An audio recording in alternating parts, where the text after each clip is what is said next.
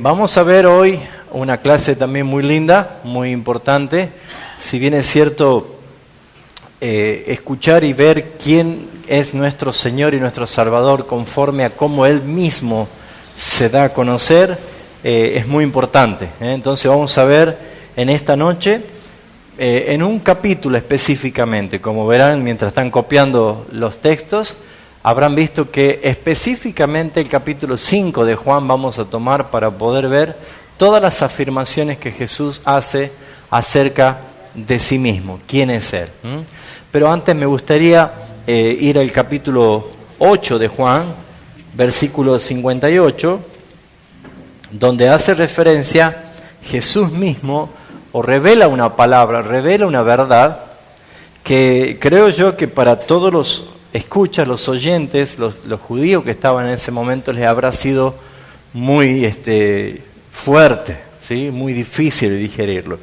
Y en Juan capítulo 8, versículo 58, Jesús les dijo: de cierto os digo, antes que Abraham fuese, yo soy. Eso para nosotros en la lectura es algo aceptable, decimos amén, qué lindo, qué bueno, pero no nos olvidemos que Jesús estuvo en la tierra y estuvo en el pueblo judío, y estos tipos de declaraciones no caían para nada bien, ¿sí? No caían para nada bien, al contrario, levantaba una murmuración, un enojo, y especialmente por la característica del pueblo de Israel, que era un pueblo celoso, un pueblo muy tradicional de la ley de Moisés, un pueblo que en verdad no mostraba ninguna posibilidad de que los aparten a alguien de la tradición de la ley de Moisés. Entonces, estas declaraciones de Jesús eran bastante provocativas, puesto que vemos el versículo que sigue, el 59, cómo reaccionaron los que escucharon esto. Dice: tomaron entonces piedras para arrojárselas, ¿sí? Pero Jesús se escondió y salió del templo, atravesando por medio de ellos se fue. Así que lo que acaba de decir Jesús no es para nada bien aceptado. Él dijo: antes que Abraham fuese, yo soy. Y para el pueblo de Israel, Abraham, el padre Abraham, el padre de la fe, el que inició el pueblo hebreo en él, esto era una blasfemia para ellos.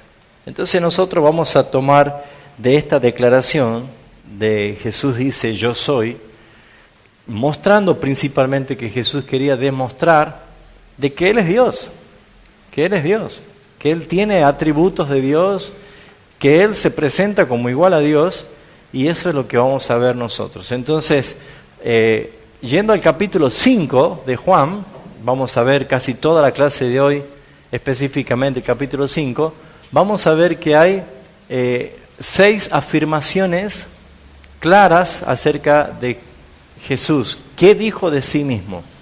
¿Qué dijo Jesús de sí mismo? Luego vamos a ver que esas afirmaciones no podían ser tenidas en cuenta si no eran conforme a la ley de Moisés, por lo menos por 2 o 3 testigos. Entonces, yo podía pararme y decirme, yo soy esto, soy aquello, pero nadie me iba a creer si por lo menos no tenía 2 o 3 testigos. Entonces, lo que nosotros vemos es que en el capítulo 5, Jesús muestra que Él es mucho más allá todavía del requerimiento de la ley de Moisés. No había ni 2 ni 3 testigos, Jesús tenía 5 testigos, que es lo que vamos a ver hoy también. Y también para culminar la clase de hoy, vamos a ver algo que revela que Él es Dios en 7 afirmaciones, de los 7 yo soy, ¿sí? Acuérdense en que el yo soy es la presentación que Dios, Jehová Dios, hizo delante de Moisés, cuando Moisés le preguntó diciendo, ¿quién le digo a el pueblo hebreo quién eres tú? Y él le dijo, dile que yo soy te envía, yo soy el que soy. Entonces Jesús hace mención 7 veces acerca del yo soy. Pero estos 7 yo soy vamos a verlo a lo largo del Evangelio de Juan, puesto que Juan quiere resaltar principalmente que Jesús es Dios. Muy bien, vamos a hacer el desarrollo de la clase de hoy. Vamos a tomar lectura principalmente del versículo 18, y vamos a ver que Jesús lo que está haciendo en el capítulo 5, recuerda la historia del contexto de ese paralítico que estaba en el estanque de Betesda, ¿se acuerdan todo esto? Y Jesús obró un acto de misericordia sanando a este hombre cuando yacía una multitud de enfermos. Pero lo que vemos nosotros aquí es que Jesús hace una exhibición de quién es Él. Él dijo ser igual a Dios, o mostró ser igual a Dios. Dice el versículo 17, Juan capítulo 5, 17 y 18. Jesús le respondió: mi Padre hasta ahora trabaja y yo trabajo. Por esto los judíos aún más procuraban matarle, porque no solo quebrantaba el día del reposo, sino que también decía que era Dios, que dice que Dios era su propio Padre, haciéndose igual a Dios. Entonces fíjense ustedes de que Jesús, en este capítulo, Él mismo estaba haciendo una presentación, una afirmación de que su Padre es Dios, el Dios que ellos adoraban, el Dios de Abraham, el Dios de Isaac y el Dios de Jacob. Jesús dice, bueno, Él es mi Padre. O sea, volvamos a la historia, el contexto histórico. Esto era no fácil de digerir, no era fácil de aceptar, no era común, sino que provocaba deseo de matarlo, es lo que vemos nosotros. Entonces Él se hacía igual a Dios al decir, mi Padre trabaja, yo trabajo. Entonces encontramos nosotros que esta afirmación de que Jesús es Dios, la hemos aprendido nosotros en una de las primeras clases que vimos, ¿sí? Jesús como Dios. Y hay muchos textos que confirman, tanto en el Antiguo Testamento como en los Evangelios y aún en las cartas de los apóstoles, que Jesús es 100% Dios, ¿sí? Luego hemos visto que Él es 100% hombre. Pero Jesús dejó bien en claro que Él es Dios. No tan solo en el capítulo 5, 18, sino en el capítulo 12, versículo 45, leemos lo siguiente. Jesús, en otra oportunidad, vamos a tomar el contexto del versículo 44, Jesús dijo esto. Jesús clamó y dijo, el que cree en mí, no cree en mí, sino en el que me envió. Y dice, y el que me ve, ve al que me envió. Otra vez, otro dicho provocativo, ¿sí? O sea, los judíos que escuchaban esto decía, Él se está haciendo, o se está mostrando, se está queriendo dar a entender que Él es Dios, o es igual a Dios. Ahora, ¿saben por qué esto causaba mucha molestia? Acá tienen lugar, acá hay varias sillas adelante, ¿no? Acá hay varias sillas. Si quieren acomodar las sillas, así, muy bien. ¿Saben por qué eso molestaba al pueblo judío específicamente? Porque de todas las naciones paganas, todas eran politeístas. Todos creían en muchos dioses. Pero específicamente el pueblo de Israel era monoteísta y era muy celoso en cuanto a la ley de Moisés, y especialmente porque Dios dijo, Jehová Dios uno es. Entonces ellos no podían aceptar bajo ningún aspecto de que Jesús diga que Él es igual a Dios. No podían aceptar, porque ya eso era una blasfemia para ellos. Entonces, imagínense en que nosotros podemos creer acerca del Dios Trino por la revelación del Espíritu Santo y las Escrituras que traen luz a nuestras vidas. Pero para el pueblo de Israel esto no era fácil, esto no era aceptado, esto para ellos era una herejía, porque para ellos Jehová es uno solo y hay un solo Dios, entonces no era fácil aceptar, ni creer, ni digerir. O sea que siempre provocaba la reacción de la gente que oía esto con querer matarlo, apedrearlo, ¿sí? Entonces Jesús hacía referencia a esto. En el capítulo 14, versículo 9, ante la pregunta de uno de sus discípulos, tanto Felipe como Tomás, incluso Felipe le había dicho, Señor, muéstranos al Padre y nos basta. Y fíjense ustedes que Jesús le responde esto en el versículo 9. Juan 14:9 dice: tanto tiempo hace que estoy con vosotros y no me has conocido, Felipe. Y añade: el que me ha visto a mí, ha visto al Padre. Pues, ¿cómo tú dices, muéstranos al Padre? Entonces, claramente vemos nosotros aquí, en la palabra del Señor, que Jesús está afirmando que Él es igual a Dios, que Él es Dios, y que Él está revelando sin ocultar de que Él es Dios. Entonces, lo que nosotros vemos es, ya habíamos estudiado lo que la Escritura decía, lo que los profetas decían acerca de Él, lo que los evangelios decían acerca de Él, pero en esta clase estamos viendo lo que Jesús dice, quién es Él. Y Él dice: yo soy igual que el Padre. En Juan capítulo 10, versículo 30, Jesús declaró lo siguiente, y esto sí que fue muy provocador por la reacción. Jesús dice, Juan capítulo 10, versículo 30, yo y el Padre uno somos.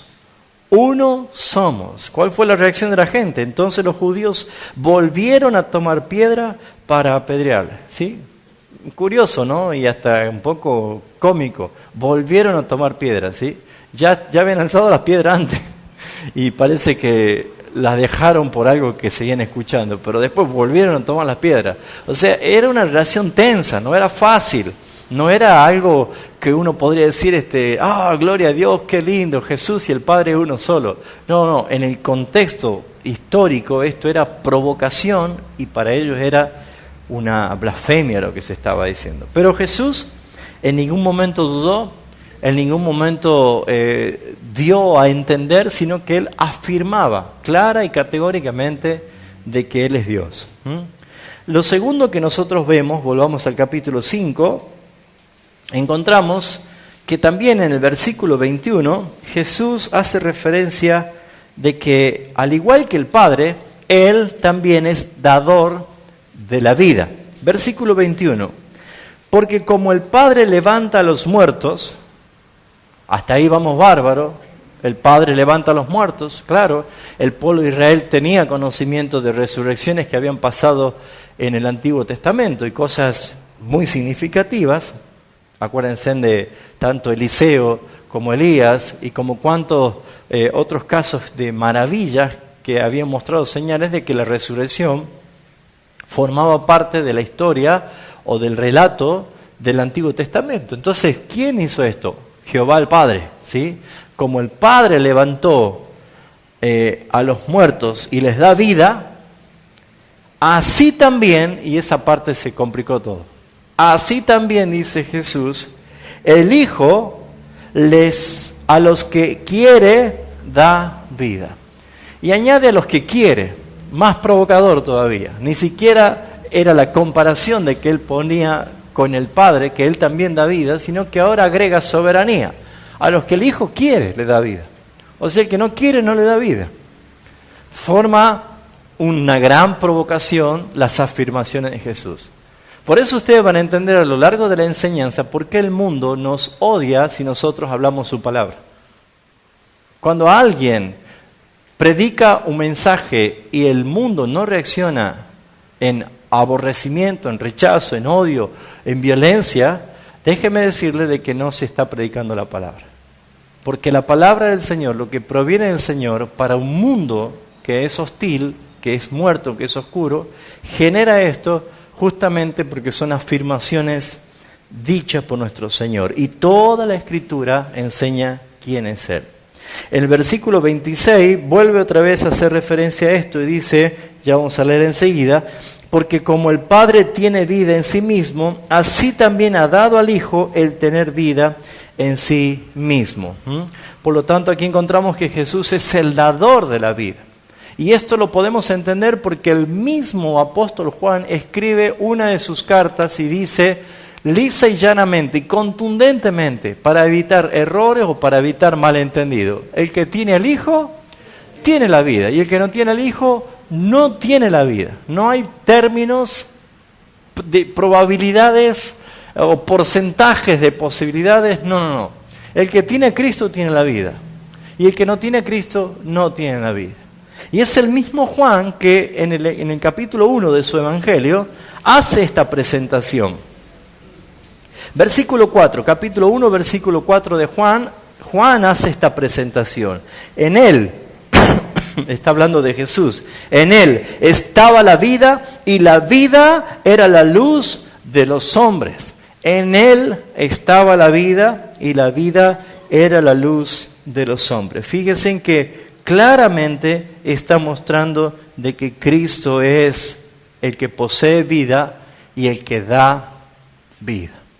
Entonces, hermanos, las afirmaciones que Jesús está haciendo acerca de Él eran bastante comprometidas y bastante controversiales para el judío de aquella época. Por eso nosotros debemos entender cuál es la obra del Espíritu Santo en nosotros para que nosotros lo tomemos como algo precioso, genuino, y que digamos, Señor, gracias porque en verdad esto ha traído una gran bendición. Dios ha revelado a través de su palabra quién es Jesús, y nosotros podemos verlo acá. Tercera afirmación, Jesús afirma de que Él es el que juzgará a los hombres. En el capítulo 5, versículo 22, dice Jesús, todo lo que tiene la Biblia con letra roja es lo que Jesús viene hablando. Y Jesús dice lo siguiente, dice, porque el Padre a nadie juzga. Fíjense ustedes, cuando alguien habla del juicio, uno dice Dios no va a juzgar, pero cuando uno habla de Dios, lo relaciona directamente con el Padre. Pero en la persona de la Trinidad, mejor dicho, en la Trinidad de Dios, la persona que va a juzgar es Cristo, la segunda persona de la Trinidad, Cristo, Jesús. Y fíjense, dice, porque el Padre a nadie juzga, sino que todo el juicio dio al Hijo. El Hijo es el que va a juzgar. Por eso habíamos aprendido hace un tiempo de que hay un juicio con misericordia. No es un juicio sin misericordia. Si bien es cierto, el juez es implacable. Es un juez que no admite cohecho, que nadie lo puede sobornar. Es un juez duro en cuanto al cumplimiento de la ley porque no tendrá por inocente al culpable. Es un juez que no hay forma de sobornarlo ni tampoco de conquistar con hechos su carácter legal. Ese juez, que es un juez puro, recto y su carácter santo, es Jesús. Por eso es que Él tiene dos expresiones en la visión de Juan. Él es el Cordero y es el León. Él tiene dos manifestaciones, como un juez rigoroso sobre todos los rebeldes y pecadores, que no tendrá por inocente el culpable. Él es el Dios que dará el pago en persona, según Deuteronomio capítulo 7. Él no se tarda en darle el pago y la recompensa a los que les aborrecen. Él es el que va a manifestar la ira a través de su juicio, pero también Él para la iglesia, para los santos escogidos del Señor, para cada uno de nosotros que hemos sido transformados y convertidos por su gracia y misericordia, Él es nuestro abogado. Y Él es el que intercede. Y Él es el que ha logrado y ha obtenido eterna redención para nosotros. Por eso es que siempre tenemos que ver nosotros cuál es la ventaja que nosotros tenemos como hijos de Dios al saber que Cristo es nuestro abogado. Y eso, hermanos, nos garantiza paz y seguridad, porque todas nuestras obras, todas nuestras faltas, nuestros errores, cada pecado que nosotros cometemos y la forma en que nosotros hemos vivido no nos alcanza para ser justificados. Por eso es que la obra de Cristo, sustituta y vicaria, representativa delante del Padre, tomando nuestro lugar, Él satisfizo la demanda de la justicia del Padre, Él canceló la deuda que nosotros teníamos, Él pagó absolutamente todas nuestras culpas y pecados. Él es el que vino a este mundo para vivir y para morir por nosotros. Eso ya lo enseñamos. No vino únicamente Jesús a morir si no hubiera venido el Viernes Santo, ¿no es cierto? Él vino a vivir y a morir por nosotros. Porque a la hora de la imputación en ese juicio final, ante el Padre, y Él mismo, siendo el juez y el abogado, va a abogar por nuestras causas cuando suceda lo que leemos en Mateo 25.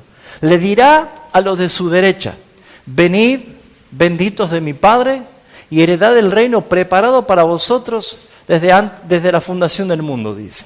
Ahora fíjense, y le dice, añade el por qué. Porque tuve hambre y me diste de comer. Porque tuve sed y me diste de beber. Porque tuve frío y me diste abrigo. Porque estuve enfermo y me visitaste. Porque estuve en la cárcel y viniste a mí. Fíjense, la respuesta de las ovejas que van a ser salvadas ante ese juicio, ¿qué es lo que van a decir ellos? Te diste cuenta, Señor, ¿no viste todo lo que hicimos? Todo eso lo logramos nosotros porque, claro, nosotros te amamos, Señor, entonces hicimos esto, hicimos aquello. ¿Así será la respuesta? Se van a rascar la cabeza, se van a mirar uno a otro y van a decir, ¿cuándo hicimos eso? ¿Cuándo hicimos eso? ¿Saben, hermanos? La obra sustituta, representativa, lo que Cristo vino a hacer a este mundo es a vivir en lugar de nosotros. Y Él obedeció lo que yo no obedecí. Él se compadeció lo que yo no me pude compadecer. Él tuvo misericordia lo que yo no me pude tener misericordia. Él cumplió perfectamente la ley lo que yo no pude cumplir la ley. Y eso no lo hizo por Él y para Él, sino que Él lo hizo por nosotros, para que cuando nosotros en el día del juicio seamos hallados totalmente libres de culpa, libres de condenación, no hay deudas, no hay nada, todo ha sido cancelado, solamente miremos la cruz y digamos, fue por ti, Señor. Todo eso lo lograste tú y lo imputaste a mi cuenta. Eso es justamente lo que hace referencia que Él será el que va a juzgar.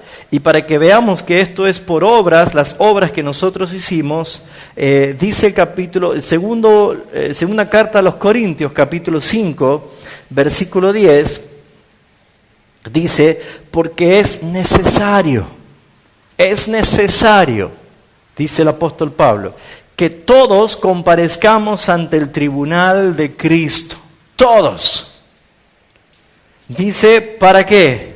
Para que cada uno reciba según lo que haya hecho mientras estaba en el cuerpo, sea bueno o sea malo. Amados hermanos, hay un tribunal, identifica que el tribunal es de Cristo. Por lo tanto, hemos visto que Jesús afirma que Él es igual a Dios, que Jesús afirma que Él es el dador de la vida y Jesús afirma que Él es el que va a juzgar a todos los hombres. La cuarta afirmación que vemos nosotros en el capítulo 5 de Juan es que Él determina el destino final de todos los hombres. No tan solo Él va a juzgar, sino que Él va a dar la sentencia. Él va a dar el veredicto final. Así que, hermanos míos, nosotros ese cuadro profético o ese cuadro que se va a vivir, no vamos a llenarnos de sorpresa porque ya lo anunció cómo va a ser. Y ustedes habrán visto Mateo 25, pero también habrán visto ustedes, por ejemplo, Apocalipsis capítulo 20, y habrá leído Daniel capítulo 12, y habrá visto Ezequiel. Hay muchos textos, hay muchos versículos que nos muestran cómo va a ser el día del juicio final. Y el día del juicio final es un juicio público. Todos, desde Adán hasta el último, todos serán resucitados, presentes delante del Señor, público, ¿sí? Va a ser un juicio con evidencias públicas. Nadie, no va a haber una sala privada, ¿cómo se llama? La sala Gesell, ¿no es cierto? Que uno lo esconden allí y está solito. No, es público. Es un juicio oral, donde todos los ojos verán, donde todas las cosas oscuras y escondidas saldrán a la luz, todo, absolutamente todo. Y uno por uno, no entiendo el tiempo que demorará esto, pero uno por uno, desde Adán, incluso los ángeles, incluso Satanás, uno por uno, delante del trono del juez. Y la evidencia es que se verá si su nombre está escrito en el libro de la vida, se verá en el libro de las memorias, como dice Malaquías, o sea, cada cosa que nosotros hicimos están registradas, y se verá a través de la palabra del Señor. Lo que nosotros conocemos, la ley de Dios. O sea, Dios va a juzgar a través de los 10 mandamientos. O sea, ¿quién puede ser salvo si empieza Dios a examinar de esta forma? Los libros que se abren es la palabra, el libro de las memorias y el libro de la vida. Si ustedes ven el orden que aparece en Apocalipsis, al último dice, vean si está en su nombre escrito en el libro de la vida. Por lo tanto, fíjense en ustedes que ninguno de nosotros tiene de qué jactarse delante del Señor. Todo es por gracia, todo es por misericordia. Y cuando nosotros escuchemos la voz del Señor, el juez justo, según Mateo 25:31, que Él dice, venid, benditos de mi Padre, entren en el reino preparado para vosotros. Será algo extraordinario. En verdad, hermanos, ese es el momento más esperado por todos los que amamos al Señor. Pero no nos olvidemos que la Biblia también dice algo que Jesús afirmó acerca de ese día. En Mateo 7, capítulo 7, versículo 21, Jesús dijo, muchos me dirán en aquel día, muchos en aquel día, Señor, Señor, pero no predicamos en tu nombre, no echamos fuera demonios en tu nombre, no hicimos muchos milagros. Pero ese día yo les declararé, fíjense en que Él es el que juzga, yo les declararé, no los conozco, apartaos de mí, hacedores de maldad. Fíjense ustedes que ese versículo trae a muchas personas un deseo de evaluarse y examinarse a la luz de las Escrituras para saber si están en la fe o no, según como dice el apóstol Pablo en su carta. Pero hay muchas personas que ante ese versículo tiemblan de miedo porque no tienen la convicción de su salvación. Pero los que han puesto su mirada en Jesús, el autor y consumador de la fe, los que tienen la visión de la cruz, los que entienden lo que pasó en la cruz del Calvario, hermanos, ese día es un día esperado para nosotros. Por lo menos para mí es un día que anhelo estar, porque saben, hermanos, los méritos que podamos alcanzar por haber vencido, la Biblia dice que vamos a echar nuestras coronas a los pies del Cordero. Y por eso, mis hermanos, debemos nosotros glorificar al Señor, porque Él es el que va a juzgar y va a traer también el destino final de todos los hombres. El capítulo 5 de Juan, versículo 24, Él dice esto, el que oye mi palabra y cree al que me envió, tiene vida eterna, y no vendrá a condenación, mas ha pasado de muerte a vida. Fíjense en qué importante entender esto. Habla de una transición. ¿Se acuerda que significaba ser salvo, ser rescatado de un lugar de peligro y ser trasladado a un lugar seguro? Ahora fíjense, los que hemos oído el mensaje, la palabra del Señor y hemos creído, dice, tiene vida eterna. Ya tiene la vida eterna. Ahora, fíjense ustedes que no hay que esperar hasta el último día para saber si voy a ser salvo o voy a ser condenado. Muchos creen en esto. Ay, Dios mío, cuando llegue ese día voy a estar nervioso porque ¿qué me va a decir el Señor? ¿O sos salvo o sos condenado? No, la Biblia dice, Juan capítulo 3, que los que no creyeron ya están condenados. Es más, cuando salimos a la calle y vemos gente, uno solamente tiene que decir, entre toda esta gente hay gente que ya están condenados y hay gente que ya está salva, ya tiene vida eterna. Lo que Él va a hacer el día del juicio es certificar y ratificar como la última palabra del juez para glorificación, porque Él va a glorificar dos cosas de sus atributos ese día.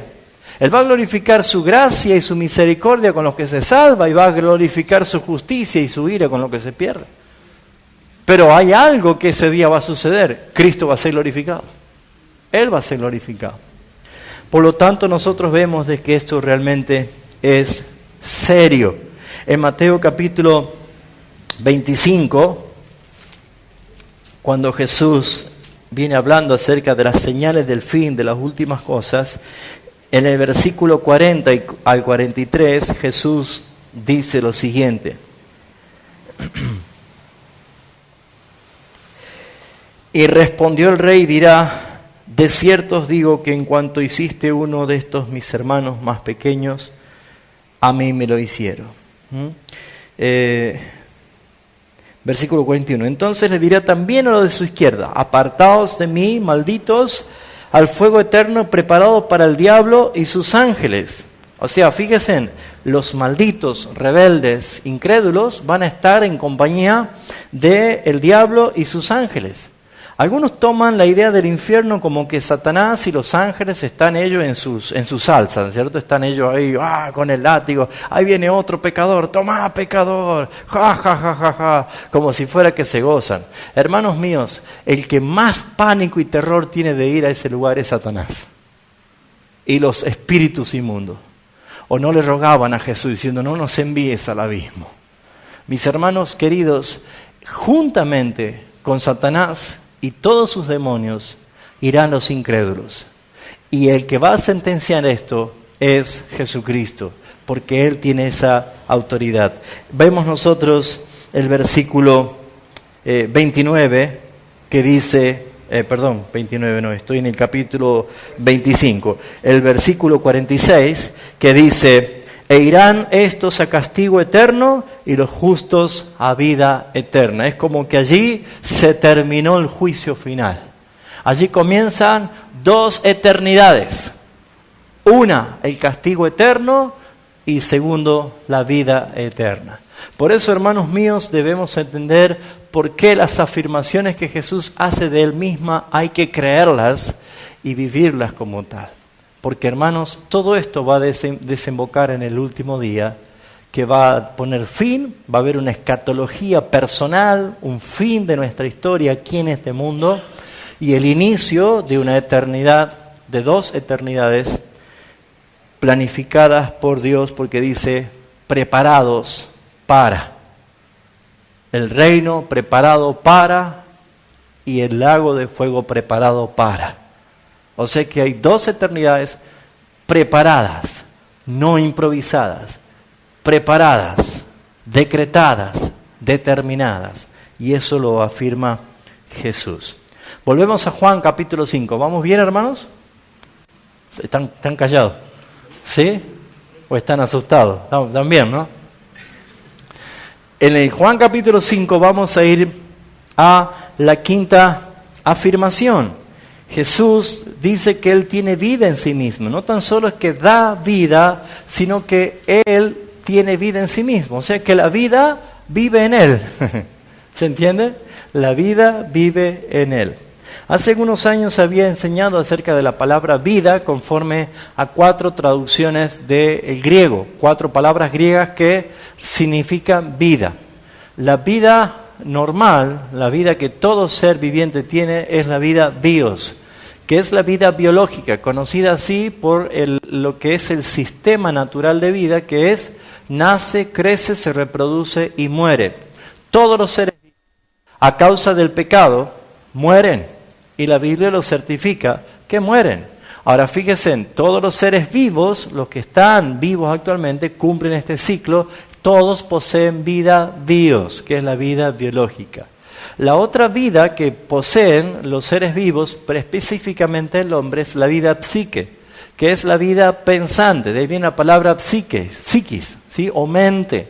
Por eso es que el hombre piensa, medita, razona, calcula, decide, siente, se emociona, se enamora. Todas esas cosas forman parte de la vida psique. Y el hombre, solamente el hombre, tiene esta vida que puede tener razonamiento, que puede tener cálculo, que puede tener una vida pensante, ¿sí? Nadie más, los demás tienen vida bios, pero el hombre tiene vida bios y psique. ¿Se entiende hasta acá? Ahora, nadie se salva por la vida bios, nadie se salva por tener la vida psique. Ahora, aparece una tercera expresión de la palabra vida, que era la vida, ¿se acuerdan? Anástrofe, anástrofe. ¿Qué era la vida anástrofe? Era el resultado de la vida biológica y la vida psíquica puesta en una etapa de aprendizaje. O sea que el resultado de estas dos primeras vidas va a dar a luz la vida anástrofe. Le doy el ejemplo que siempre doy.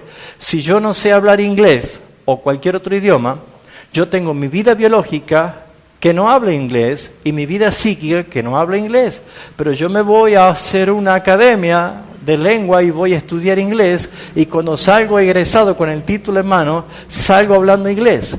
¿Qué es lo que ha pasado? Mi vida biológica con mi vida psíquica se ha sometido a una adaptación, a un aprendizaje, y el resultado de que ahora sé hablar en inglés se llama vida anástrofe. ¿Qué quiere decir? Una vida educada, formada. Voy a aclarar que muchas personas creen que son salvos porque se han educado y se han formado a vivir una vida como cristianos. Pero nadie se salva por vivir una vida como cristiano, porque Dios no nos manda que nosotros parezcamos, sino que seamos. Ese es el gran problema de muchas personas. Por lo general, todo lo que hemos tenido la bendición de nacer en un lugar cristiano, porque yo escuché muchas veces que decían, a mí me hubiera gustado convertirme cuando era un pecador y de experimentar el cambio, ¿no es cierto? ¿Y qué hacemos con el Salmo 1? ¿No es cierto? ¿Qué hacemos con el Salmo 1? Que dice, bienaventurado el que no anduvo en consejo de malos ni en silla de escarnecedores se ha sentado. Entonces, los que nacen en hogar cristiano son bienaventurados, pero no por nacer en un hogar cristiano sos cristiano, ¿sí? Es como el ejemplo, no por nacer en un garage soy un auto. No. Por esa razón es que nosotros, los que nacemos en hogar cristiano, nacemos con una vida llevada a la vida anástrofe. Sabemos orar, sabemos leer la Biblia, sabemos cantar canciones, levantamos las manos, cerramos los ojos, pero eso no es ninguna garantía de que yo sea salvo. Porque eso fue simplemente una vida anástrofe. Es el resultado de someter mi mente y mi cuerpo a un aprendizaje. La única forma de que yo pueda tener vida eterna es cuando el eterno está en mí. El que tiene al Hijo tiene la vida.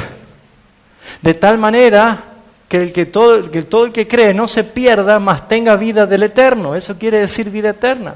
La vida del eterno es la vida Zoe, que es Dios mismo en su esencia de vida. No muere, es la vida en pureza, la vida en perfección. Y por eso que cuando ustedes lean la Biblia y encuentran la palabra vida, pueden ver estos 4 puntos y darse cuenta cuál es la vida que salva o que se salva, el que tiene la vida del Hijo. Por eso dice que Él tiene vida en sí mismo, porque la vida de Cristo es Zoe. Es Zoe. Y en Jesús podemos ver las 4 participaciones de la vida. Jesús tuvo una vida biológica en este mundo y la sigue teniendo porque Él es 100% hombre en un cuerpo glorificado por el Padre. Pero Jesús tiene una vida biológica y la tuvo aquí en este mundo. También Jesús tuvo una vida psíquica. ¿Por qué? Porque aprendió, porque razonó. La Biblia muestra de que Él crecía en conocimiento y en sabiduría. O sea que Él también estaba utilizando su mente. Pero el resultado es también la vida anástrofe. ¿Por qué? Porque Jesús también sometió su aprendizaje, siendo Dios, estando ahora como hombre, a aprender cosas para vivir como hombre. ¿Se entiende todo esto? Pero todo eso no opacó lo que Él era. Él es Zoe. ¿Se entiende? ¿Me hice entender? ¿Sí? Bueno. Entonces, encontramos la 5ª afirmación de que Él tiene vida en sí mismo. La 6ª afirmación es que Jesús dice que Él tiene poder de resurrección. En el versículo 26 dice, porque como el Padre tiene vida en sí mismo, el Hijo también tiene vida, también ha dado al Hijo en tener vida en sí mismo. Lo que está haciendo referencia aquí nuestro Señor es que Él tiene el poder de la resurrección, como dice el versículo 28. Dice, no os maravilléis de esto, porque vendrá hora, cuando todos los que están en los sepulcros oirán su voz. Escuchen, vendrá hora cuando todos los que están en los sepulcros oirán su voz. Y los que hicieron lo bueno saldrán a resurrección de vida, mas los que hicieron los malos a resurrección de condenación. El versículo 27 y versículo 28 habla de 2 clases de resurrecciones que tenemos que tener en cuenta. Versículo 27 habla de la primera resurrección que tenemos todos. ¿Cuántos de los que están aquí ya están resucitados? Claro, porque ¿cómo estábamos nosotros antes? Muertos, vivos biológicamente, psíquicamente, anástrofe, vivos, pero muertos espiritualmente, muertos en delitos y pecados. Pablo dice en Efesios capítulo 2 que Él os dio vida cuando estabais muertos en vuestros delitos y pecados, resucitándolo de entre los muertos. O sea, fíjese, la primera resurrección para nosotros es cuando hemos oído el Evangelio y cuando en mi vida ha nacido una nueva vida. Cuando Cristo en mí ha producido la Zoe. ¿Se entiende? Porque yo tengo el Hijo, tengo la vida, tengo la Zoe. Entonces, fíjense ustedes que el versículo 28 dice, no se sorprendan, no se maravillen, porque viene hora. ¿Cuándo comenzó a predicar el Evangelio públicamente con el poder transformador del Espíritu Santo? Fue a través del día de Pentecostés, cuando Pedro se paró y dijo su primer mensaje. ¿Y se acuerda cuál fue la reacción de 3.000? Compungidos de corazón, dijeron, varones, hermanos, ¿qué debemos hacer? Y Pedro dijo, arrepentidos y bautícese y recibirán el perdón de vuestros pecados. Fíjense, hermanos, de que aquí vemos nosotros que la resurrección es cuando oigan su voz. ¿Qué está diciendo? Que los que predican, no predican su voz y su palabra, sino que los que predican, Cristo usa al predicador para que oigan su voz.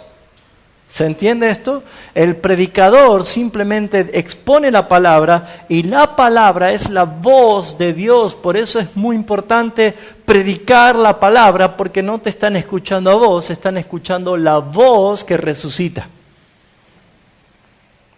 Y el versículo 29 ya es la última resurrección. Esa resurrección física para prepararlos para el juicio final. Por eso dice, los que hicieron lo bueno saldrán a resurrección de vida, mas los que hicieron lo malo a resurrección de condenación. ¿Por qué? Porque se tocará la trompeta y todos los muertos resucitarán para entrar a los dos destinos eternos, para vida o para condenación. ¿Se entiende esto? Muy bien. Ahora bien, pasamos a la segunda parte. ¿Necesita Jesús, conforme a la ley de Moisés y conforme a la cultura y la tradición del pueblo hebreo, tanto para los que decían ser profeta como para si alguno hacía una acusación de algo, cualquier palabra importante que sea referente a una persona, se necesitaba que haya como mínimo 2 o 3 testigos? En Deuteronomio 19:15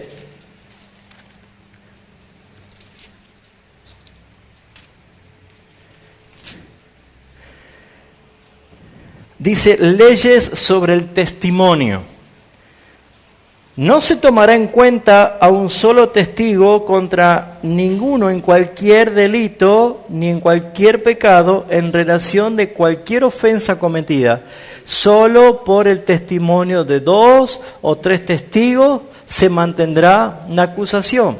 Fíjense ustedes que la ley mostraba de que por 2 o 3 testigos se debía hacer firme algo que se decía.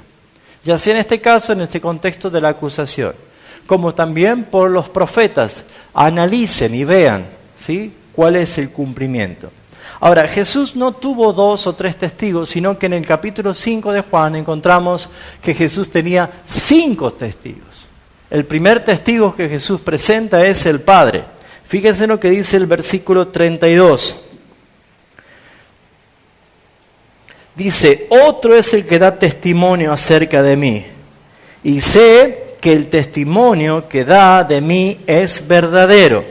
¿De quién viene hablando Jesús? Veamos entonces el versículo 30. No puedo hacer nada, yo nada por mí mismo, según oigo y juzgo, y mi juicio es justo, porque no busco mi voluntad, sino la voluntad del que me envió. Y allí aclara de quién. La del Padre. Entonces, en el contexto, Jesús está hablando de quién, del Padre. Así que entendiendo que está hablando del Padre, Jesús dice, el otro, o sea, el Padre es el que da testimonio acerca de mí. Y sé que el testimonio del Padre es verdadero. Jesús está diciendo, y esto obviamente no le gustaba a nadie, que el que respaldaba sus dichos nada más y nada menos era el Padre. Lo había hecho Jesús anteriormente, el Padre anteriormente, ¿Lo había hecho de alguna forma que testificaba? Claro que sí, en Mateo capítulo 3, siempre ponga la piolita en capítulo 5, ¿sí? Para que no se vaya de allí, siempre volvemos al 5.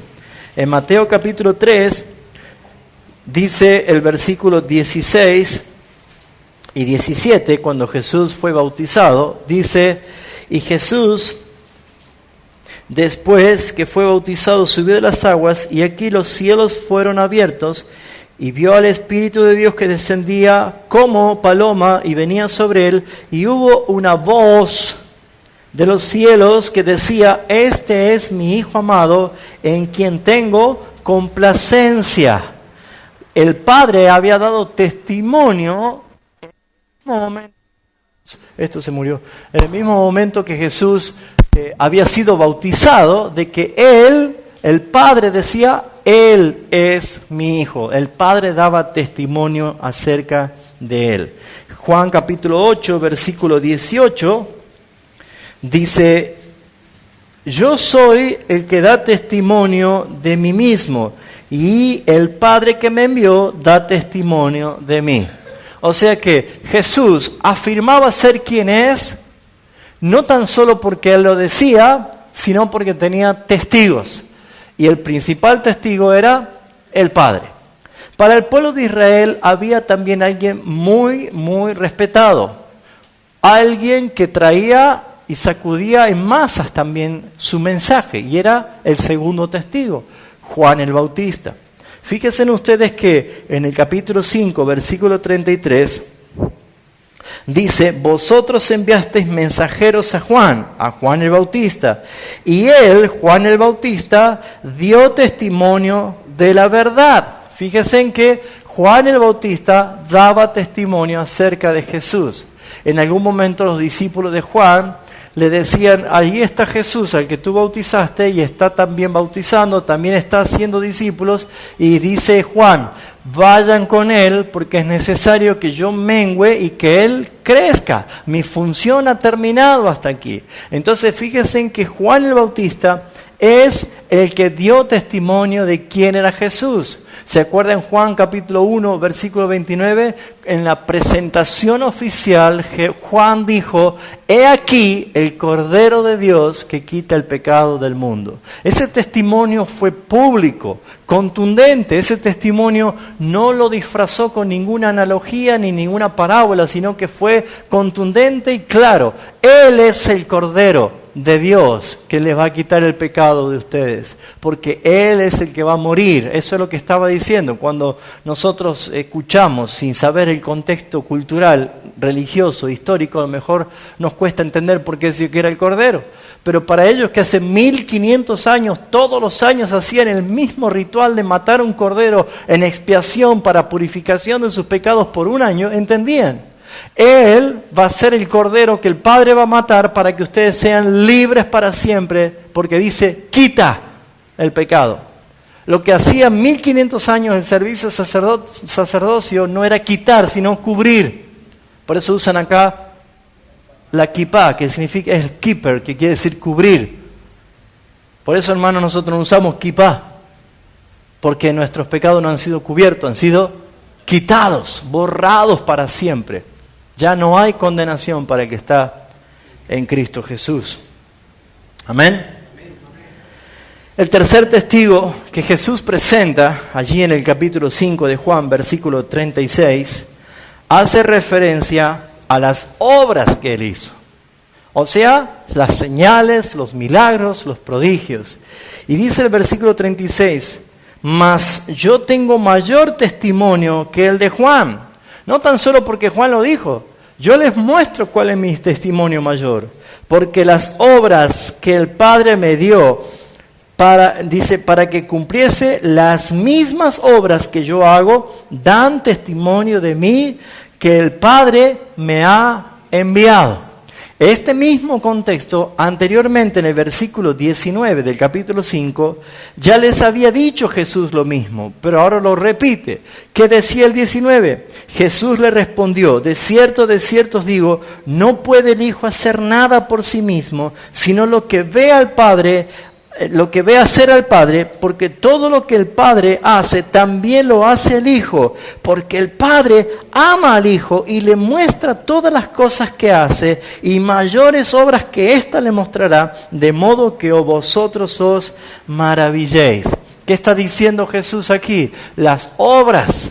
O sea, fíjense, el Padre como testigo, Juan el Bautista como testigo, y también las obras que sirvió para convencer. En Mateo capítulo 11, ¿se acuerda cuando vinieron los discípulos de Juan? Juan estaba preso, ya le estaban por cortar la cabeza, Juan estaba encarcelado, y les dice a sus discípulos, vayan y pregunten a Jesús si es Él el que debemos esperar, el que iba a venir, o debemos esperar a otro. Juan en algún momento estuvo con algunas dudas, o seguramente su desesperación o su aflicción por la situación que estaba viviendo, necesitaba una convicción, confirmación. Y Jesús le dice esto, vayan y díganle a Juan lo que ven, que los ciegos ven, que los sordos oyen, que los cojos saltan. ¿Lo ven? ¿Qué le está mostrando? Las obras. El testimonio de que Jesús es quien es, el testigo número 3, son las obras que Jesús había hecho. El cuarto testigo es el testigo que hasta el día de hoy a nosotros es infalible y será siendo infalible por toda la eternidad. Que es lo más seguro que nosotros tenemos, porque nosotros no tenemos una voz audible del Padre que nos hable, nosotros no tenemos ya a Juan el Bautista que nos señale quién es Jesús, ni tampoco nosotros podemos ver las obras que Jesús hizo aquí estando en la tierra, porque Él está sentado en su trono. Entonces, ¿cuál es la forma para nosotros en que podamos abrazar por la fe la verdad de que Jesús es quien dice que es? A través de las Escrituras. ¿Sí? En el capítulo 5, versículo 39, Jesús dice, escudriñad las Escrituras. Escudriñad, no dice lean las Escrituras, escudriñen las Escrituras. Muchos hermanos dicen, pastor, yo leo y no entiendo nada. Ese es el problema, porque la lee. Usted no debe leerla, debe escudriñarla. ¿Sabe lo que significa escudriñar? La lectura debe ser intensa, con preguntas, con meditación, con pensamientos, con interpretación. Eso es poder escudriñar las Escrituras. Hermanos míos, nosotros hemos reducido a leer la Biblia. Y leer la Biblia no es suficiente. Debemos nosotros dedicarle el tiempo para escudriñar las Escrituras. Y añade Jesús, dice, porque a vosotros os parece que en ellas, en la Escritura, tenéis vida eterna. Muy bien, ellos tenían una Reina Valera 1960, Biblia de las Américas, NBI, la Biblia Plenitud, la Pentecostal, la de Dante Gebel. ¿Cuál tenían ellos? ¿Qué versión? Ellos no tenían ninguna Biblia como la tenemos nosotros. Las Escrituras para ellos eran el Pentateuco de Moisés y los profetas. O sea que Jesús le estaba diciendo, vayan y vean lo que las Escrituras dicen, porque allí habla de la vida eterna. ¿Ha visto que muchos cometen el error de querer evangelizar a partir del Nuevo Testamento? Y no es la forma. Jesús, los apóstoles y todos los discípulos y la misma Escritura nos manda a entender que el Evangelio está en el Antiguo Pacto. Ahora, muchos no ven a Jesús en el Antiguo Pacto y ese es un serio problema. Porque todas, dice Jesús, las Escrituras, ellas son las que dan testimonio de mí. Porque Él es el árbol de la vida, porque Él es el altar de Abel, porque Él es el mar que se abre en dos para que el pueblo salga, porque Él es la vara que reverdece, porque Él es el tabernáculo, porque Él es la columna de fuego, porque Él es el maná que cae del cielo, porque Él es el Jordán abierto para que pase el pueblo de Dios, porque Él es el arca del pacto, porque Él es todo. Entonces, ¿cómo no lo encuentra Jesús en la Biblia? Él es el ángel de Jehová, Él es el que estaba en el pozo de los leones, Él es el que estaba dentro del horno de fuego con los 3 amigos de Daniel. Él es el que le avisó a Manoah, el papá de Sansón, y se subió al fuego y se fue en el aire. Él es Jesús, Él es el que estuvo en todo. La Escritura da testimonio acerca de Él. Hay que escudriñarla, ¿eh? Amén. Por lo tanto, vemos nosotros que cuán importante es ver las Escrituras y los profetas, todo lo que anunciaban los profetas de quién es Jesús, quién era el Mesías, quién era el Salvador. En Lucas capítulo 24, allí nomás cerquita, Lucas 24, versículo 25, cuando Jesús iba hablando en el camino hacia Emaús, con estos dos discípulos que iban desesperados, con estos dos discípulos que iban entristecidos porque ya había pasado 3 días de que Jesús había muerto y ellos estaban ilusionados de que Él era el que los iba a librar. Dice el capítulo 24, versículo 25, Jesús le dijo esto: insensatos y tardos de corazón para creer lo que los profetas han dicho. Escuche, Jesús le dice: ¿por qué no han creído lo que los profetas han dicho? Cuando hablan de los profetas, no está hablando de los profetoides que andan ahora, sino de los profetas escriturales, lo que nosotros tenemos en la Biblia, que son profetas mesiánicos que anunciaban el advenimiento y la obra vicaria de Jesús. Dice, no era necesario que padeciese estas cosas y que entrara en su gloria. Versículo 27, ¿qué hizo Jesús? Y comenzando desde Moisés, siguiendo por todos los profetas, les declaraba en todas las escrituras lo que de él decían. ¡Wow! ¡Qué clase magistral habrá sido!, ¿no? ¡Qué extraordinario! ¿Usted cómo se siente cuando viene alguien y le empieza a explicar la Biblia y dice: ¡wow! Ahora lo entiendo, ¡qué bueno! Ahora no lo entendí, ahora lo entiendo. ¿Sabe lo que es Jesús, el resucitado? Desde Moisés, por todos los profetas, mostrándole lo que todas las escrituras de él decían. ¡Wow! ¡Qué seminario intensivo para esos dos de Emaús! Hermanos, escudriñemos las escrituras. Para aquel que era aburrido a las escrituras, cuando empieza a ver a Cristo en cada historia, en cada acto, en cada parte, va a encontrar una historia de amor, una historia de redención, una historia de un reino y de un rey de gloria. Va a encontrar la belleza del Señor. Amén.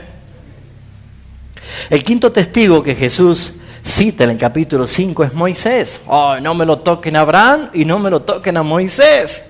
Para el pueblo de Israel era lo más grande que ellos podían tener. Ahora fíjense, Moisés también dio testimonio desde el momento en que él había recibido la orden de parte de Jehová de los ejércitos liberar al pueblo. Pero fíjense lo que dijo Jesús en Juan capítulo 5, versículo 45. No penséis que yo voy a acusaros delante del Padre. ¿Hay quien os acusa? ¿Quién? Moisés. Upa. Pero si Moisés hace cuánto que se murió, Señor. ¿En quién tenéis vuestra esperanza? Porque si creyeseis a Moisés, ¿me creeríais a mí? ¿Por qué? Porque de mí escribió él. ¡Oh, santo Dios! ¿Cuáles son los libros que escribió Moisés? A ver. ¡Qué murmullo lindo! Génesis, Éxodo, Levítico, le doy esa tarea. Agarre esos 5 libros y descúbrelo a Jesús allí. Bueno, porque Jesús dice: Moisés de mí ha escrito. Póngase a ver, agarre un cuaderno y empiece a escribir qué es lo que Jesús figura o Moisés escribió acerca del Mesías. En la tipología, en las figuras. Aparece él. El Levítico, el cordero de la expiación, el cordero de Azazel. Hay tantas cosas que hace referencia. ¡Oh, qué hermoso! De él da testimonio Moisés. Veamos lo que dice Deuteronomio 18, versículo 18. Esto es lo que dijo Moisés acerca del Mesías, de Jesús. Profeta, dice Dios, le promete a Moisés, profeta les levantaré en medio de sus hermanos, como tú, Moisés, y pondré mis palabras en su boca, y él les hablará de todo lo que yo le mandare. ¿Vio que Jesús dijo esto? Mi palabra no es mía, sino la de mi Padre que me envió. ¡Wow! Moisés recibe de parte de Jehová Dios y escribe Moisés que iba a venir un profeta Y Cristo es el profeta. Él trae un mensaje de parte de Dios. Y ese mensaje es anunciar el reino de Jesucristo, el reino de los cielos. Muy bien, vamos a ir cerrando ya la clase con los últimos 7 yo soy. Esta vez vamos a utilizar varios textos y versículos del libro o el Evangelio de Juan. Si bien es cierto, ya sabemos que el yo soy es Dios. Y Jesús utiliza los yo soy para mostrar que Él es Dios, pero en las características que el pueblo necesitaba saber, de que Dios no es únicamente para buscarlo en la iglesia, sino en distintas etapas de nuestra vida. Comienza diciendo, yo soy el pan de vida. Esto fue algo que lo reveló después de un acontecimiento importante. En Juan capítulo 6, el subtítulo que dice, alimentación de los 5,000. Una forma maravillosa, extraordinaria, sorprendente. Y hizo una señal. 5,000 eran porque eran hombres contados mayores de 30 años. Así que sumándoles mujeres y menores de 30 años, esa multitud superaba los 20,000. Hermanos míos, Jesús con pocas cosas, con unos peces y con unos panecillos, alimentó y sobró a toda esa multitud. Entonces, ¿qué pasó? Esa multitud lo seguía donde Jesús iba. Y Jesús por ahí se iba con sus discípulos a otro lugar y la gente lo buscaba. De tal manera que llegó el momento, el versículo 25, que dice, y hallándole al otro lado del mar, le dijeron, Rabí, ¿cuándo llegaste acá? Respondió Jesús y le dijo, de cierto os digo que me buscáis, no porque habéis visto señales, sino porque comisteis el pan y saciasteis. En otras palabras, Jesús le decía, ¿saben? Ustedes me buscan para que les dé el desayuno nomás. Ustedes no buscan lo que yo tengo, la palabra, no buscan el mensaje, no buscan quién soy yo, sino porque les doy de comer. En ese contexto Jesús dice, en el versículo 35, yo soy el pan de vida, el que a mí viene nunca tendrá hambre y el que en mí cree no tendrá sed jamás. Hermanos míos, ¿no está diciendo que en el cielo no vamos a comer nada? No, está hablando de que Cristo satisface la vida de la persona y que nada necesito fuera de Él. Si tengo a Cristo lo tengo todo, puesto que así dice la palabra, que Él es el que llena todo y en todos. Y eso es lo que hace plenitud en nuestra vida. Fuera de ti nada deseo en la tierra, decía David. Entonces, Él es el pan, el que sacia mi alma, el que me hace estar satisfecho y conforme con lo que tenemos hoy aquí, porque en plenitud de gloria tendremos todo lo que es nuestro Señor. La segunda afirmación del yo soy dice, yo soy la luz del mundo. Hermanos míos, la luz no es otra cosa más que la victoria sobre las tinieblas. ¿Saben por qué hay tinieblas? Porque está la ausencia de la luz. Hermanos, el diseño de Génesis 1 dice que las tinieblas cubrían la faz del abismo. Y lo primero que dijo Cristo, el Creador, Dios, Elohim, el Dios plural, aquel día Él dijo, sea la luz. Y no estaba hablando del sol, porque recién al 4º día creó el sol. Él dijo, sea la luz. Hermanos, ahí vemos claramente de que entra en acción Cristo. Yo soy la luz. Él es el que entra en acción, Él es el que hace todas las cosas. Él es la verdad. Por eso mismo nosotros vemos en el capítulo 8, versículo 12, que Jesús hace referencia a esto. Y no lo dijo en ese momento, sino que ya lo repitió, porque dice, otra vez Jesús les habló diciendo, yo soy la luz del mundo. El que me sigue no andará en tinieblas, sino que tendrá luz, la luz de la vida. Hermanos míos, entender este texto es comprender por qué hay muchos que no quieren seguir a Jesús, porque hay muchos que no quieren estar en Cristo Jesús, porque están en condenación. Si no estoy en la luz, estoy en condenación, porque estoy en tinieblas. El juicio dice, echadle afuera a las tinieblas de afuera. Las tinieblas es condenación y la luz es salvación. Pero cuando Jesús está hablando con Nicodemo en capítulo 3, Jesús aclara de que Él no viene a condenar al mundo, que el mundo ya está condenado por su responsabilidad y por su pecado. Y dice el versículo 19, Juan 3:19. Esta es la condenación, que la luz vino al mundo y los hombres amaron más las tinieblas que la luz. ¿Por qué amaron más las tinieblas que la luz? Ahí está la respuesta, no hay que darle vuelta ni rodeos. ¿Saben por qué hay apostasía? ¿Saben por qué hay gente que abandona la iglesia, abandona a Cristo, abandona su fe? Porque sus obras son malas. Por eso es que no vienen a la luz. El que está en luz es porque está bajo el amparo del Señor. Dice el versículo 20, porque todo aquel que hace lo malo aborrece la luz. Aborrecer es rechazar, huir de la luz. No viene la luz para que sus obras no sean reprendidas.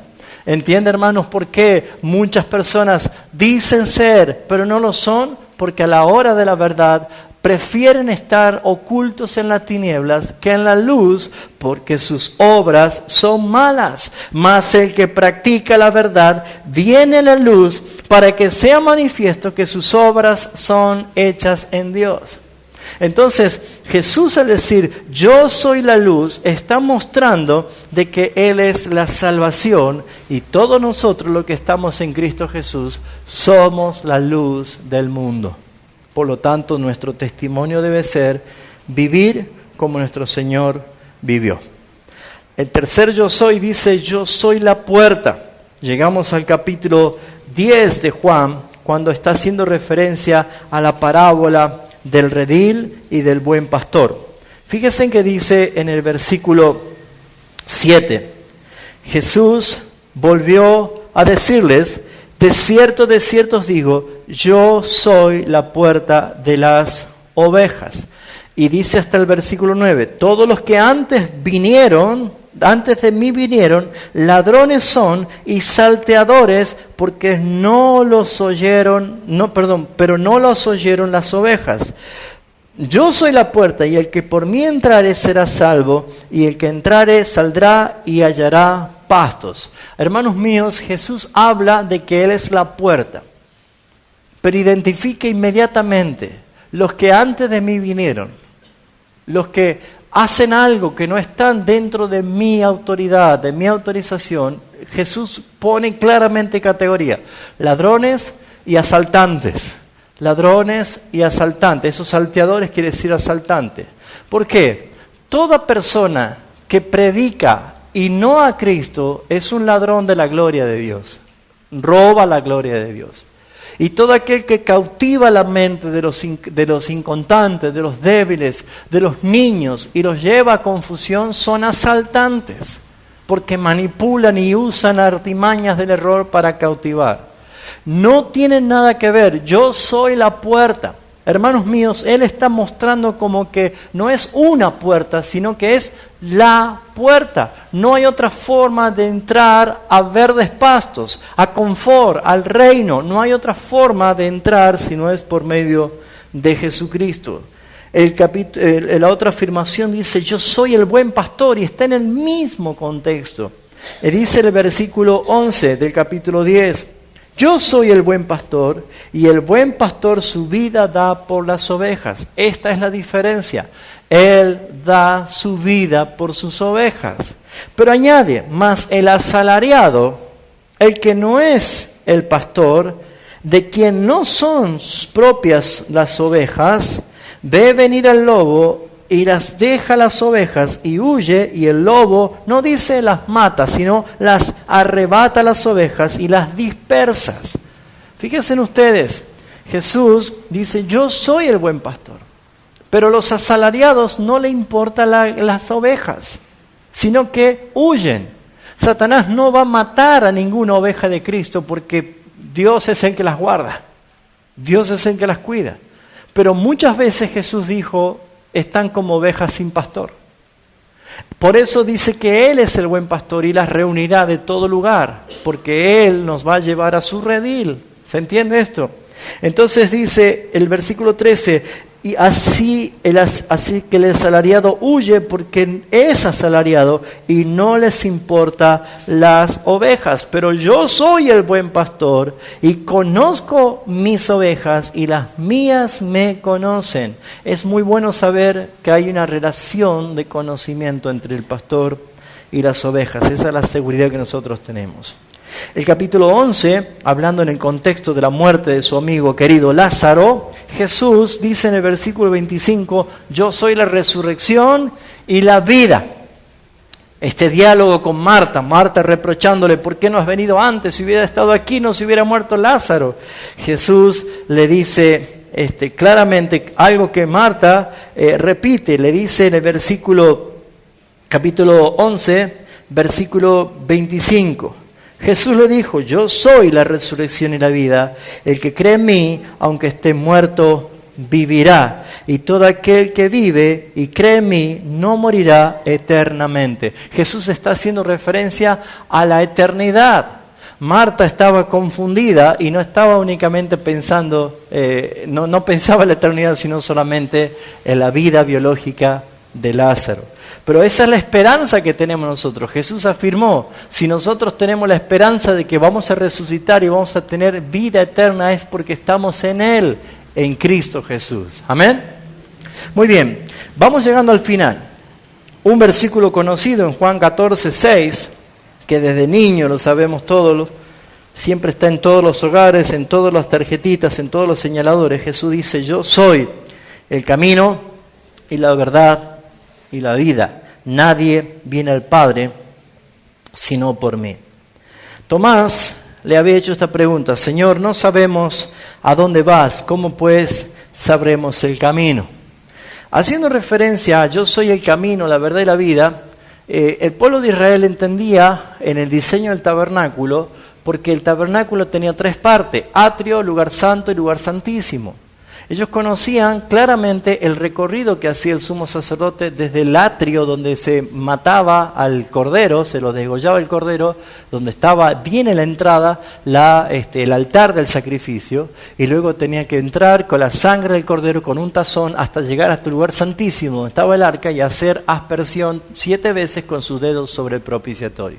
Entonces ese camino de sangre que quedaba era conocido por todo en el diseño del tabernáculo, que tenían 3 etapas.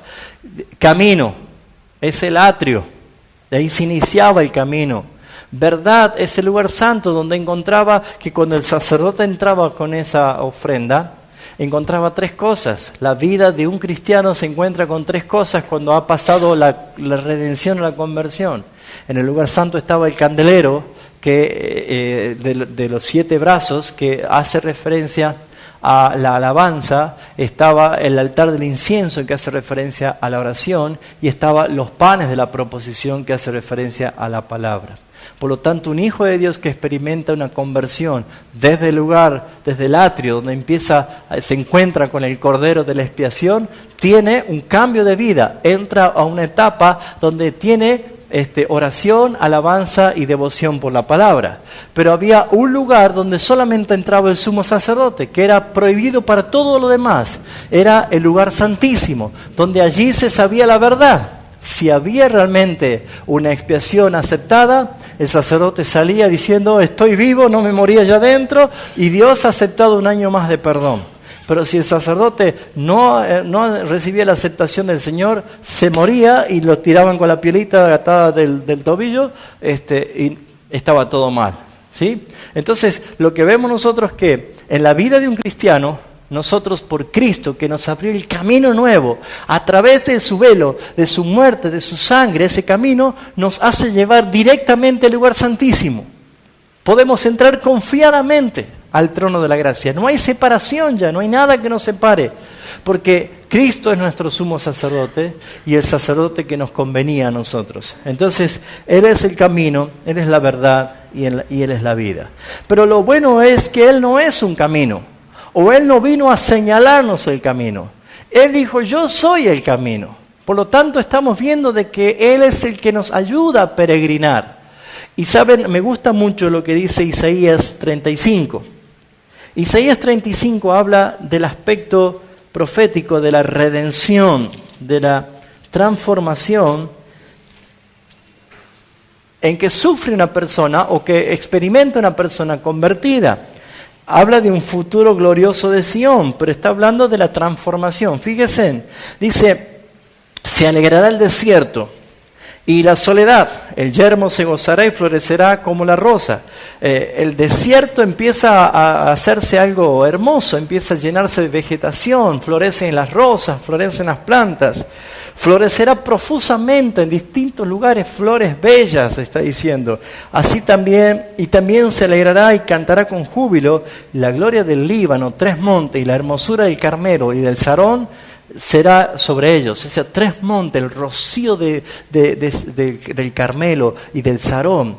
Para que podamos entender, eran como 3 montes en escalera, uno que seguía y el otro que seguía. Entonces, el monte de arriba tenía permanentemente una nube que hacía caer un rocío permanente que hacía que se llene de vegetación. Pero ese rocío hacía manaderos de agua, muchos canales de agua, que hacía que la más fértil sea justamente el monte que estaba abajo. Se hacía fértil por todo ese permanente rocío.